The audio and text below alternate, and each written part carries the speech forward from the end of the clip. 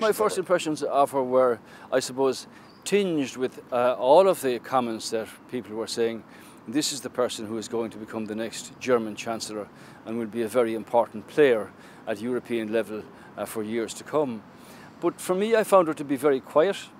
I found her to be a person who was interested in listening to problems, and I mean listening to them, and based on her own background as a physicist, minutiae and detail were very important.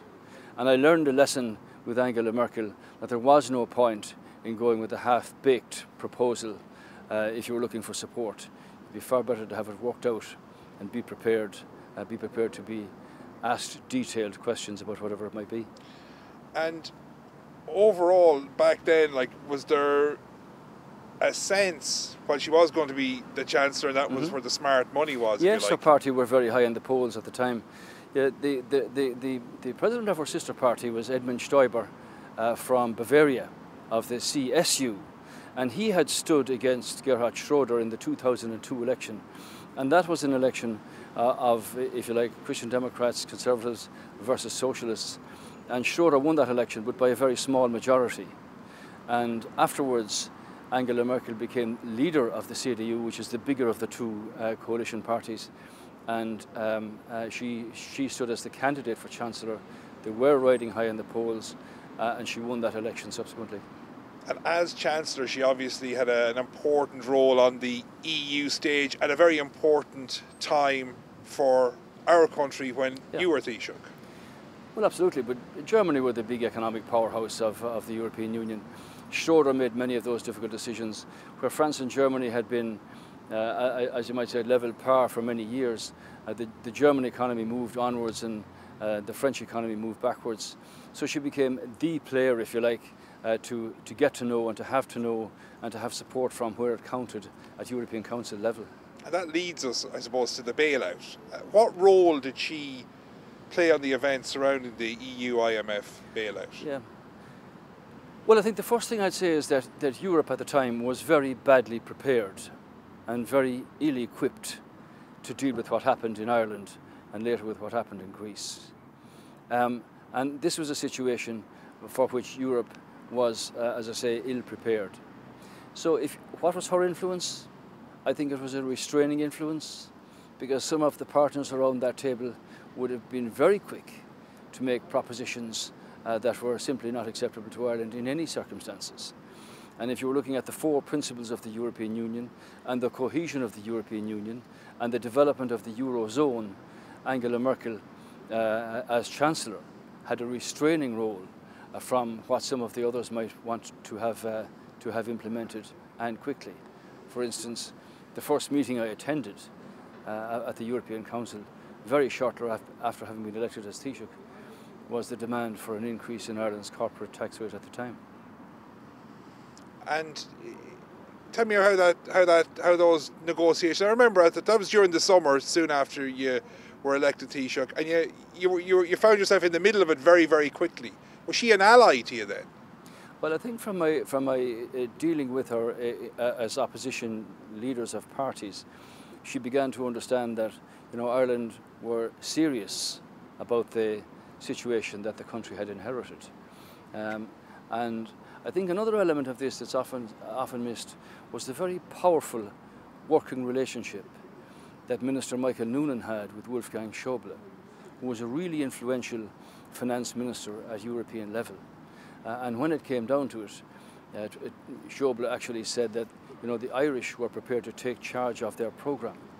So while to all intents and purposes you had lost your economic sovereignty with the Troika, IMF and European Commission being here, we still maintained, because of that kind of relationship, an element of working independence in having to make difficult decisions, but at the same time his influence and cooperation with Michael Noonan was an important element for me as Taoiseach to be able to relate to the German Chancellor, who had all of these problems on her table as well.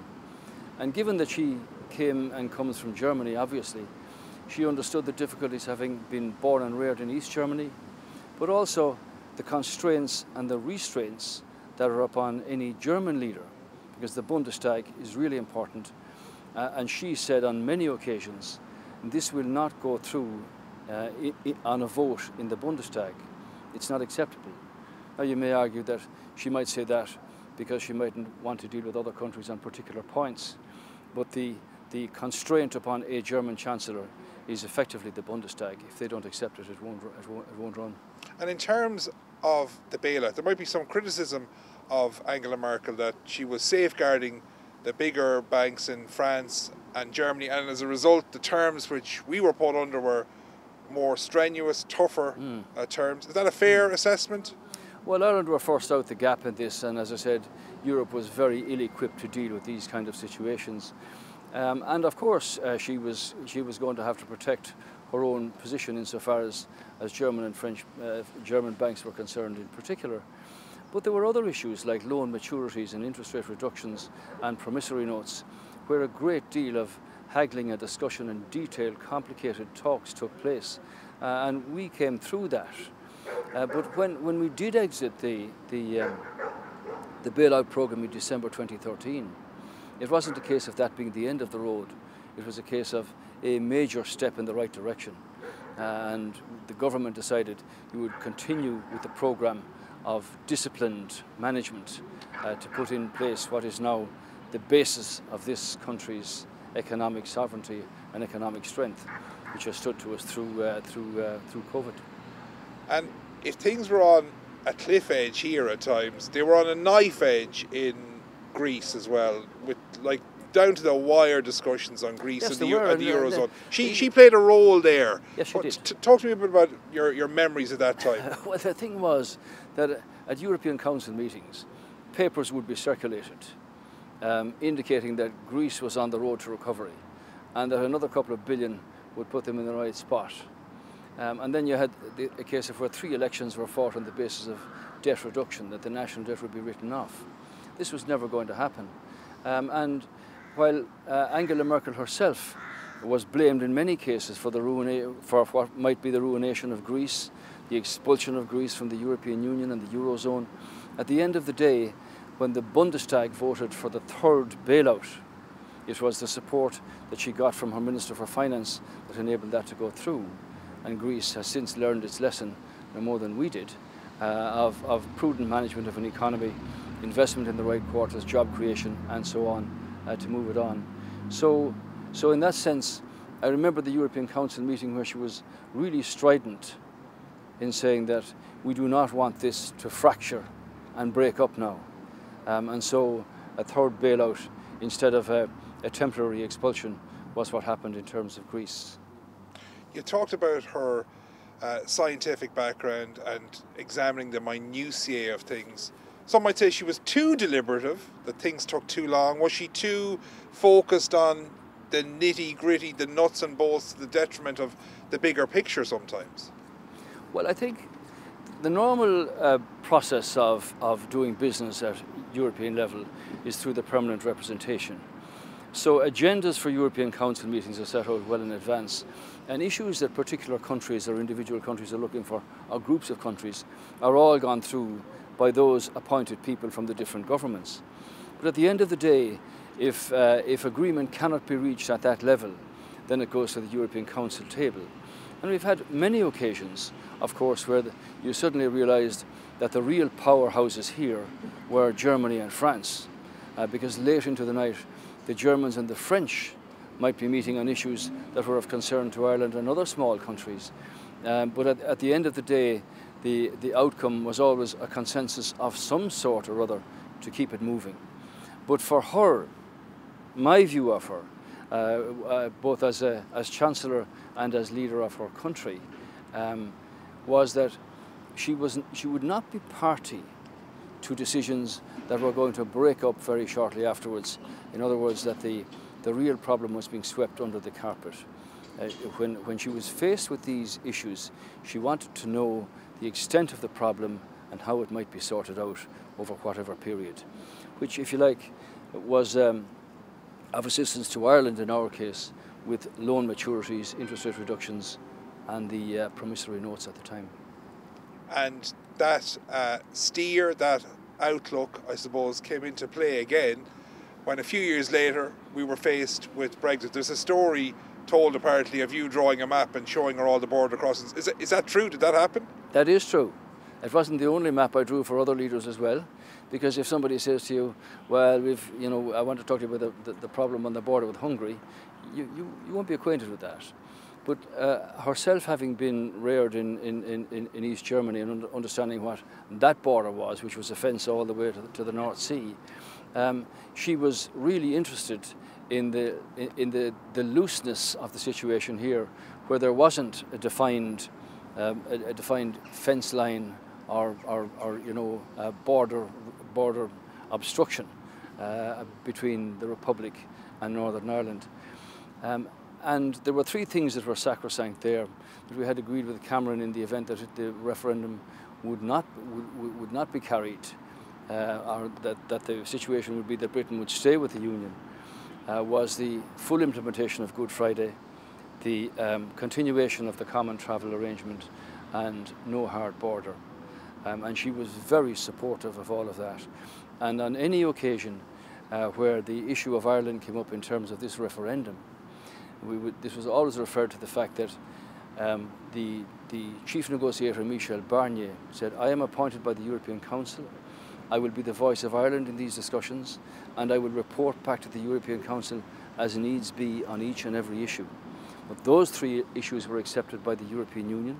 They were accepted by Prime Minister Cameron and by Prime Minister May subsequently, and things evolved on from there. So from Angela Merkel's point of view, she was really supportive of Ireland as a country that was an example to others of how if you make difficult decisions in the interest of having a thriving economy and job creation, this can happen. And she would not stand for any hard border. She stood for full implementation of Good Friday and for a continuation of the travel arrangement. Am I getting a sense from you that you feel there was a kind of a payback then come the Brexit negotiations because of the country having put its shoulder to the wheel, so to speak, during the financial crisis a few years earlier? Had you a sense of that? Not so much a payback, but she did often hold out Ireland as an example, and publicly, of a small country that had made progress. In fact, any time that we met, it was always a thing that I did was to give her the updated economic statistics for our country, which she would absorb very quickly and see the progress that was being made. But it's important to remember that Ireland wasn't negotiating with Britain here. Ireland was being negotiated for by the European Union. So she, among all the other leaders, understood fully what was really important from an Irish perspective and stood by that. She's lasted a long, long time in office. What's the secret of her longevity, first of all, do you think? Well, first of all, she'd been re-elected by the German population. That's the first thing. And why is that? Because they liked her style, steady, strong, clear and decisive. And as I said in the beginning, when I got to know Angela Merkel, she was prepared to listen, and I mean to listen, to whatever problems were, and say, is there a solution? What are the propositions for a solution? And I have many instances over those European Council meetings in the 7 years that I was there, Pat, of where meetings would break up at 3 or 4 o'clock in the morning and resume again at 5 or 6 or 7, and an issue would have been resolved to some extent that could allow it to continue on. So for her, longevity was extraordinary.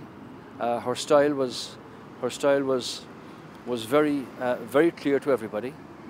There was no point in going to the European Council table saying, I want this, unless you were prepared to have it worked out and take your share of the responsibility for what that actually meant. So I suppose with all the leaders who were there during her time, her 16 years, I for one was pleased that if you really did need help on a particular issue, that she was a person that you could talk to before a meeting on the basis that she fully accepted and understood that Ireland was prepared to play its part and make its decisions to move the country on. And I think that was good in everybody's interests.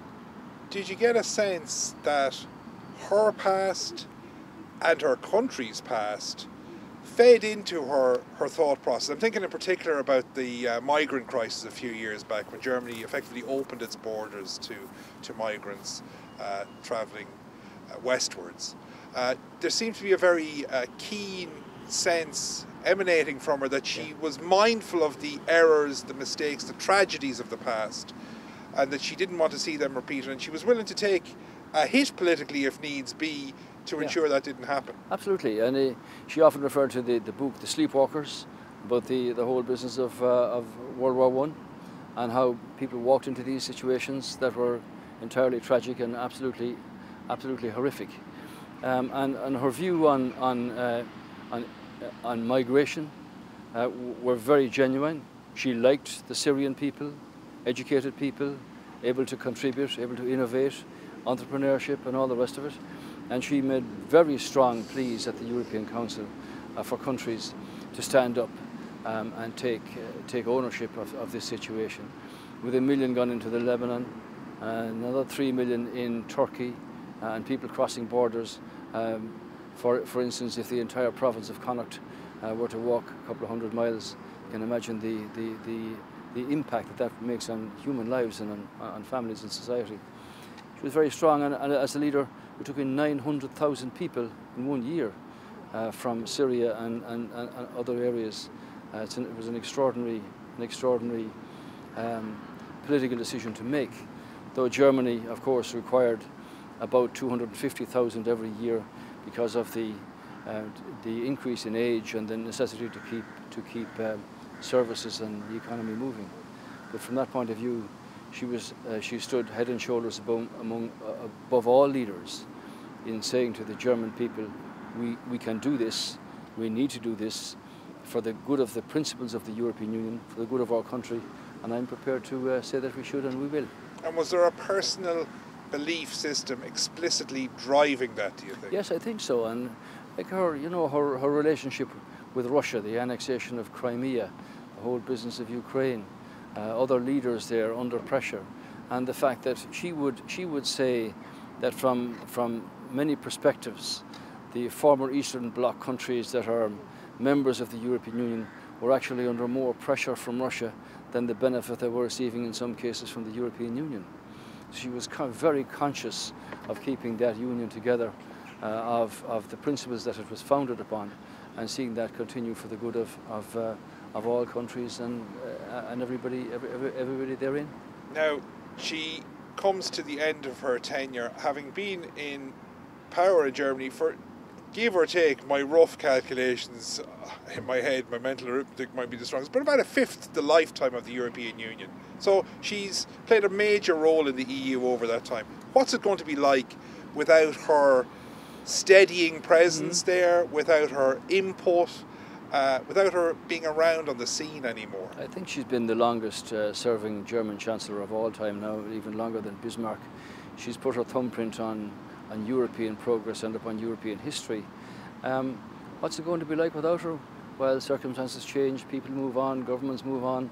You're now into a world of cryptocurrencies, cybersecurity, the revolution of artificial intelligence that is going to change everything, coming at us like a tsunami, for which countries are very ill prepared. So from that point of view, she's a role model for anybody who says, I really do want to make a difference in politics, to be prepared to take the hard knocks, to be prepared to put in the long hours of grinding negotiations for achievement of objectives, but to be able to listen to people and to understand. She came to Dublin on a number of occasions, and she sat with people who had real difficulties and understood them, not just as a leader, but as a woman, as a person from the European Union, who said, this is what we stand for too. Let's see, can we make your lives better? I must say that in her capacity as Chancellor, I was certainly very proud to know her on behalf of the Irish people. It was tough for us, tough for so many. Emigration, interest rates, blocked out of the markets, goes to states, all of that. And yet, in order to rectify that, you needed her help at crucial times to put in place the foundations upon which we can now thrive.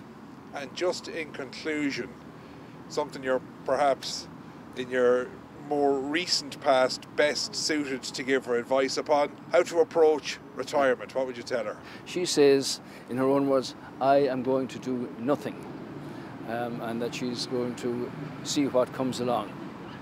For me, when you're out of politics, be out of politics. because when you have responsibility, it's an entirely different matter. No doubt Angela Merkel will have many people in many countries knocking on her door. I wish her every good fortune and good health in her retirement, together with her husband, who's a wonderful man, and she can look back with pride in an overall sense at her achievements as German Chancellor. And is it easy to flick that switch, to look at the television at night and not feel the need to pontificate, for want of a better term, about what's going on in the world? Can you draw a line and turn your back on it easily enough, or have you found it difficult yourself? Well, some politicians can never manage that, and some get the view that the world should listen to them all the time. For me personally, I spent 45 years in national politics, 15 years as leader of the party, and 7 years as honoured and privileged to be taoiseach. You've made your contribution, be it acceptable or not to people, and move it on. But for Angela Merkel, she announced in good time that she was leaving, so she's prepared for that. I'm sure Germany is not as prepared, because uncertainty and fragility are always up ahead. But for her, anybody who wants to study her leadership style, her clarity of decision, and her ability to be able to negotiate through very complex issues a road forward is an important part of the makeup of any politician who has success to be linked to their name.